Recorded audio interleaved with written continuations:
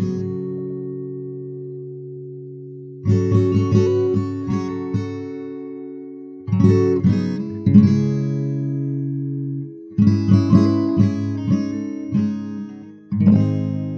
recent U.S. federal district judge ruling from a court in Louisiana resulted in a preliminary injunction on several government departments and agencies having contact with social media company higher-ups. In practice, that means the U.S. Department of Health, Justice, Human Services, and State, alongside the Centers for Disease Control and Prevention, the CDC, the FBI, and a slew of individual government officials, are not allowed to ping social networks about posts that violate their rules or exchange information about anything related to content moderation. The departments, agencies, and individuals can still contact the leadership of, for instance, Facebook or Twitter when they identify posts related to national security threats, foreign interference in elections, or other sorts of criminal activity, and they can in general ways promote, quote, government policies or views on matters of public concern, end quote, which seems like a pretty big and vague loophole. They can also communicate about posts that do not represent protected free speech. The core goal of this ruling seems to be to prevent these government entities from influencing what sorts of content social networks allow to be posted and promoted and seen by users.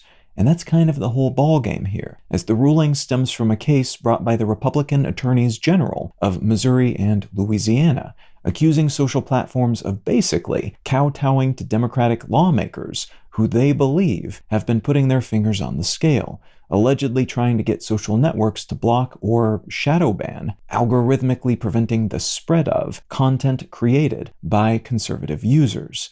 The social networks claim this is not true. They do not do this. And outside watchdog groups, including several that are generally aligned with conservative causes, did not find any evidence of widespread bias or actions against conservative users.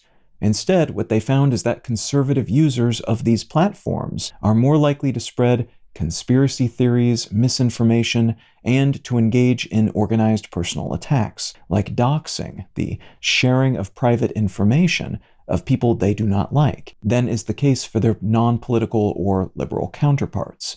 That sort of activity has proponents from all parts of the political spectrum, but it's heavily weighted toward conservative users right now, including conservative policymakers and other politicians. The latter point possibly being the impetus for this case, as no one likes being called a liar or a spreader of misinformation, or having their posts blocked or not transmitted as widely as they would like. And politicians are in the position to do something about it when that kind of limiting happens to them. And those two attorneys general, among many of their peers, have at times been accused of spreading this type of content on social media. This ruling is being appealed, but in the meantime, this is expected to severely limit research into how information, including false information, is spread online, as 3 third-party organizations, the Election Integrity Partnership, the Virality Project, and the Stanford Internet Observatory, all academic research groups, can no longer work with their federal counterparts. And it also means efforts by government entities to convince social platforms to, for instance, clamp down on misinformation about vaccines or the integrity of elections will not be allowed. Something that we know the government has engaged in to some limited degree, but we don't know the full extent of what they did to try to nudge conversation onto the official track. And that is one positive thing, arguably, that's expected to come out of this ruling, whichever way it ultimately swings. More transparency about that type of effort.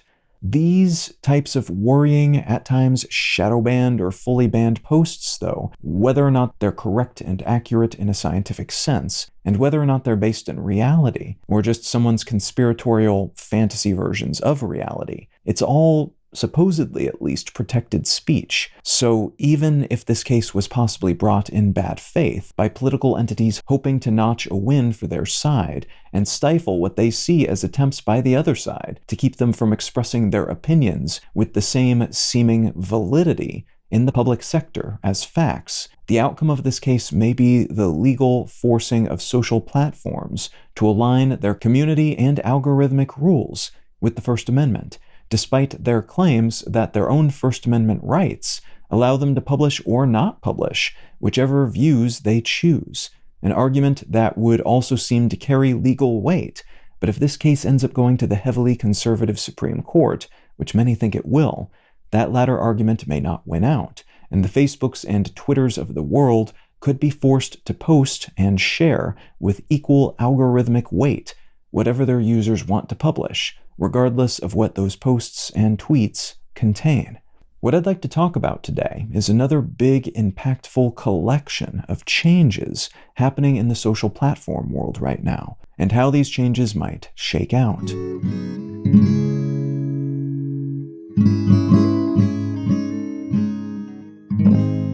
You are listening to Let's Know Things. I'm Colin Wright.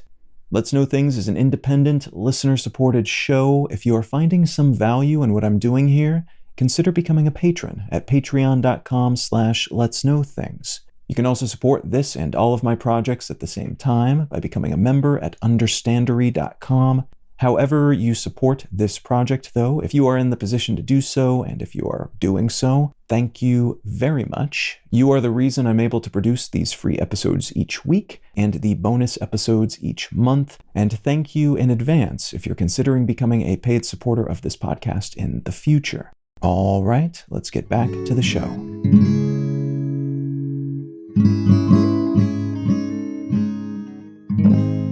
For the past year or two, the social media landscape has been weird. This was true before that, too, in many ways, but the transition from Facebook into the Facebook parent company Meta in early 2022, and the purchase of Twitter by Tesla and SpaceX owner Elon Musk in late 2022 fundamentally altered the familiar social landscape that had emerged over the past handful of years, defined by a core, aging audience of people using Facebook, a younger audience mostly on Instagram, and the youngest portion of that audience migrating over to TikTok, which showed up a few years earlier. Beyond those platforms, the online forum space was owned by Reddit. Social video of the non-vertical, non-ultra-short form variety was still dominated by YouTube, and Twitter maintained its place as a smallish but influential text-focused network where politicians and journalists and other newsmakers tended to aggregate. Then, Meta, as implied by the name, started trying to make the Metaverse happen. Twitter, freshly purchased by Musk, streamlined down to a skeleton of its former self. Something like 80% of its employees fired or walking away in a short period, which left it with little in the way of moderation, and a lot of prior norms were accidentally or intentionally sunset by the new ownership during this period as well. Reddit apparently took inspiration from Musk's cost-cutting measures and started letting people go, while also pivoting toward profit in a fairly dramatic and user-base antagonizing fashion. And YouTube, and everyone else to some degree, were watching their audience age at a worryingly rapid rate, and thus started trying to copy TikTok to capture more teenage attention, mostly without success. That pivoting towards profit, catalyzed by a shift in larger market forces, has left Twitter and Reddit in less favored positions by their user bases, and Meta has had egg on their face for a while now, as everyone but owner Mark Zuckerberg could see that his vision was not the future. It wasn't even something anyone but him seemed to want to make happen. And we found ourselves in a weird state of affairs where all these networks have been having identity crises simultaneously, except for TikTok, which mostly just kept puttering along during this time, scooping up more young audience members and periodically trying out new supplementary business models like Amazon-like marketplaces built into their app. Everyone else was just trying to copy them, mostly unsuccessfully, and they just kept on doing what they were doing. That new emergent dynamic changed a bit, though, recently, when Meta announced that it would be releasing a Twitter clone called Threads. Meta and Facebook before it is a famous and at times famously successful copycat. Most of its copying efforts do not lead to much, and if you do not remember or even recall having heard about projects like Hello or Slingshot or hobby with an I, or super, or sparked, or Facebook paper, or M, or campus, or bulletin. That's because these Facebook or Meta projects did not make it, and were ultimately unceremoniously shut down after it was clear that nobody found them useful, or that they could not plug into Meta's larger money-making apparatus. One very successful effort of this kind, though, is Stories, which was built into Facebook as well, but which has really flourished on Meta's Instagram app, where it allows folks to post images or short little videos that go away after 24 hours. This is a direct ripoff of Snapchat's whole deal. Snapchat focuses on that type of content, and Meta basically just copied them, introduced a few of their own minor flourishes, and then made that content type and platform a subcomponent of their larger network. This approach seldom works for them, but when it does, it tends to diminish a threat, which at various times Snapchat has represented for Meta. And when Meta rolls in and adopts the thing you do, it can be difficult to compete with them, as although Meta products are not generally considered to be cool, the way that Snapchat has at times been considered cool, and the way that TikTok is considered to be cool with the youths today, they also have a far, far larger network than essentially all of their competition, which gives them a huge advantage when it comes to attracting creators of various kinds, because that means these creators can reach larger audiences with their work. That network Meta enjoys can also be thought of as a social graph, which is the term used for the map of connections these sorts of social networks build. It's the network, basically, that shows who knows who follows who, and thus what sorts of relationships exist between all these little blips in their databases. Incorporating a tool like Stories into an existing platform allows folks to benefit from these existing social graphs. If you start over on a new network, for instance, joining Snapchat for the first time, you have to build a new social graph from scratch, which can take a lot of time and effort, and in some cases, especially for brands and professional creators, it can take a lot of money as well. If you allow people to make that same sort of content on an existing network, though, you've already got however many followers you've aggregated on that network, which means no starting over, just the opportunity to share that new type of content with the people you have already attracted. And you can also benefit from the social proof, the follower count and likes and reputation you have previously garnered, which can also be valuable. Meta's Twitter copycat app, Threads, was envisioned as a new network, as a separate app.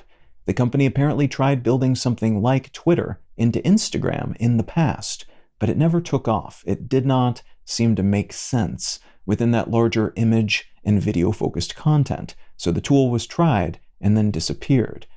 Threads, though, was introduced using a fairly cunning trick.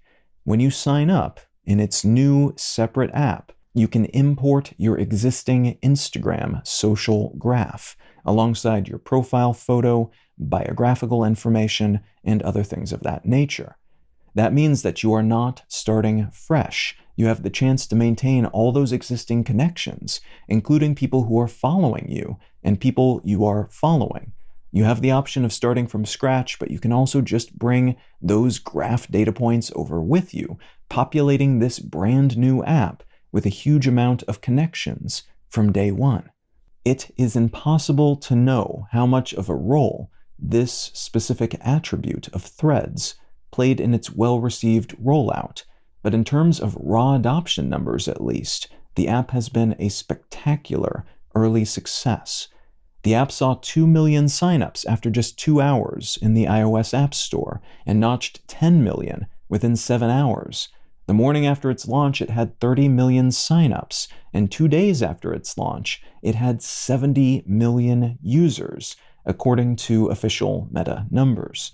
That is a staggeringly rapid adoption rate, and a new social platform adoption record, bypassing TikTok, which took just under 2 years to reach 30 million people, and the 15 months it took Instagram to reach the same. And again, Threads had 30 million, that same amount, the morning after it released. Some app tracking numbers still put Nintendo's Mario Kart Tour app ahead of Threads in terms of the speed of app downloads, but whatever the specifics, Threads is a big early hit, and though it is anyone's guess as to whether it will maintain that uptake cadence and popularity, this isn't great news for Twitter, which, again, Threads is more or less a direct copy of, but with the added benefit of being perched atop Instagram's social graph. Alongside that existing network being imported benefit, though, Threads has another useful trick that will apparently be implemented sometime in the near future. ActivityPub is an open, decentralized social networking protocol that allows networks to basically plug into and interact with each other. It's one of the World Wide Web Consortium, the W3C's official standards for social networking, which gives it resources and credibility, and among others, it is incorporated into Twitter competitor Mastodon, microblogging network Tumblr, and generic blogging entity WordPress. It's also being incorporated into Threads, and that is meaningful for several reasons, including the interoperability with other social networks this will offer Threads users. When you're using a social platform that is ActivityPub capable, you can see posts and messages and profiles from those other networks if your network allows it. So once this capability is built out and turned on in Threads, you should be able to see the profiles and avatars and posts shared by people on Mastodon within your Threads app, and they yours in return. Each platform makes decisions about its own goings-on, so it's possible that a portion of the larger Mastodon network will decide it doesn't want Threads users or posts to be shown to its users, so it can block all of that, and Threads could do the same in return if, for instance, it realizes there is a Nazi-focused Mastodon server that's sending horrible content to its users. It can just block that server, and that content and those users will no longer have access to Threads content, and their content will no longer make it over to folks using the Threads app.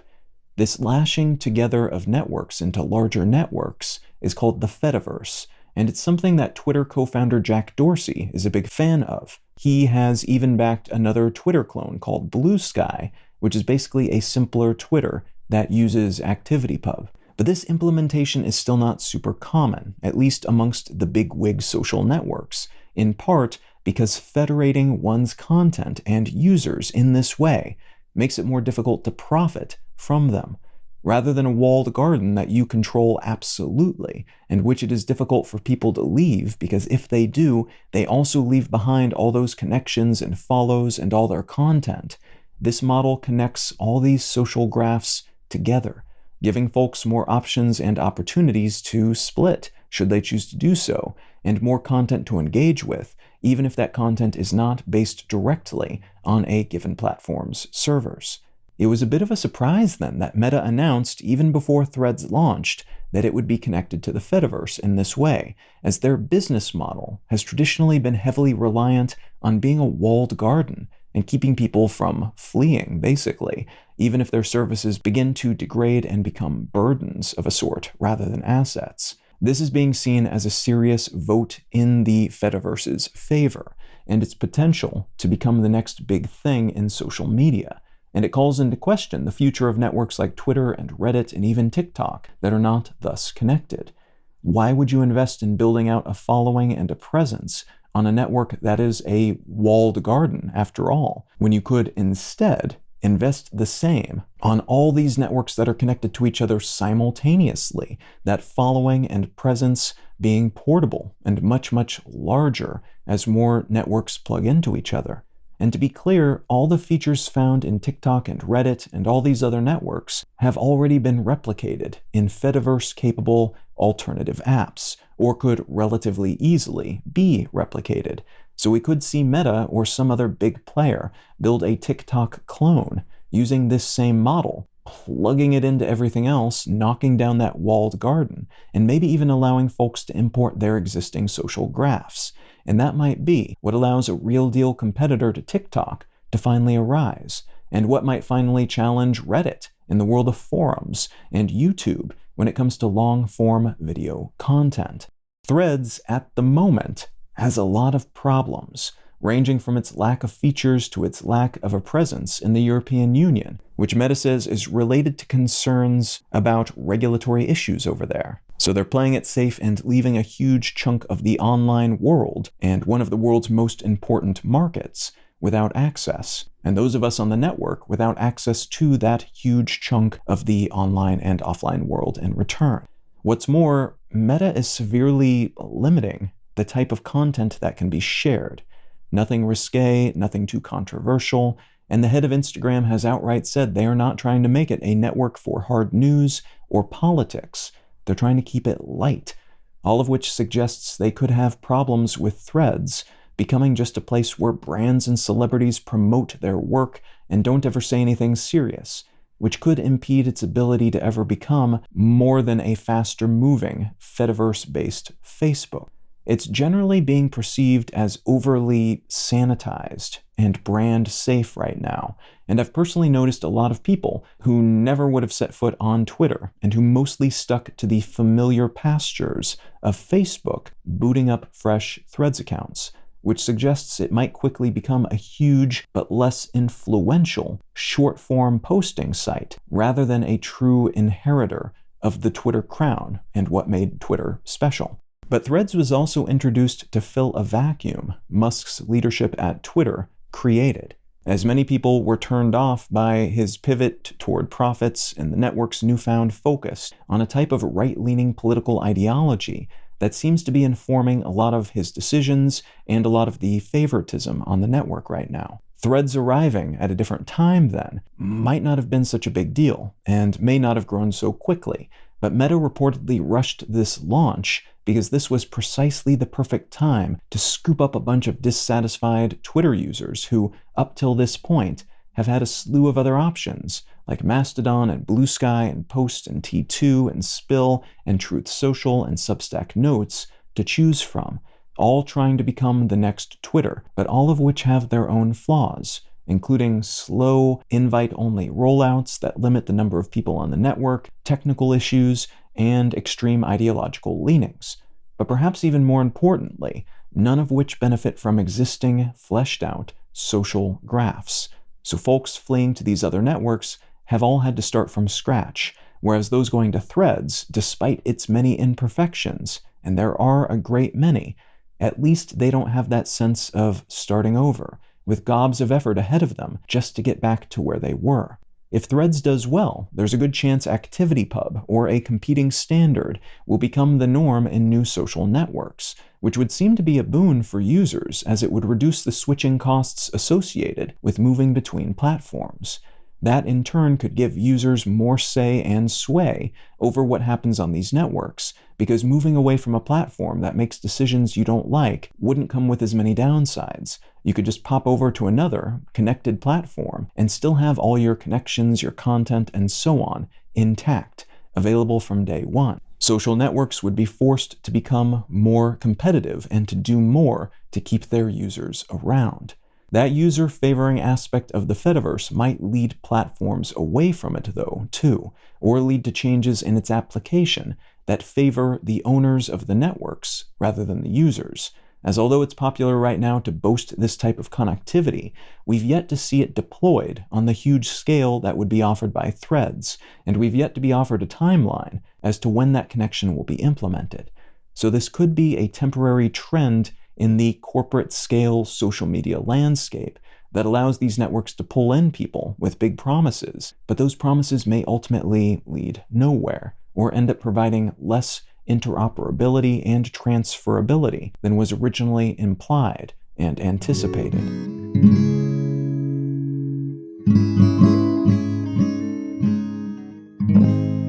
If you're enjoying Let's Know Things, consider becoming a supporter. The simplest way to do that is to become a patron at patreon.com/letsknowthings. Folks who become patrons gain access to an additional episode of the show each month and are the reason that I'm able to produce these episodes for everyone each week. A huge thanks to everybody who's already supporting the show, and thank you in advance if you're considering doing so in the future.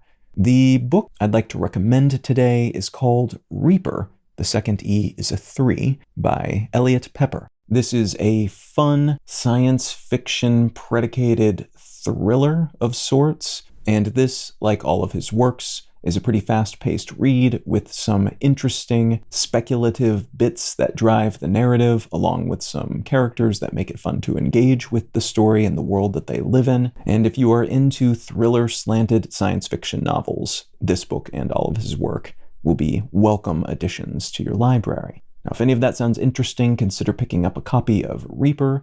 That's Reaper with a 3 instead of the second E by Elliot Pepper. You can find out more about me and my work at Colin.io. You can find the show notes and transcript for this and every episode of the podcast at letsknowthings.com. You can find my other news-focused podcast, One Sentence News, wherever you get your podcasts, or at onesentencenews.com. And please feel free to say howdy on social media. I'm Colin Wright on Facebook and YouTube. At Colin is my name on Twitter, Instagram, and yes, Threads as well. Thank you so very much for listening. I'm Colin Wright, and I'll talk to you again next week.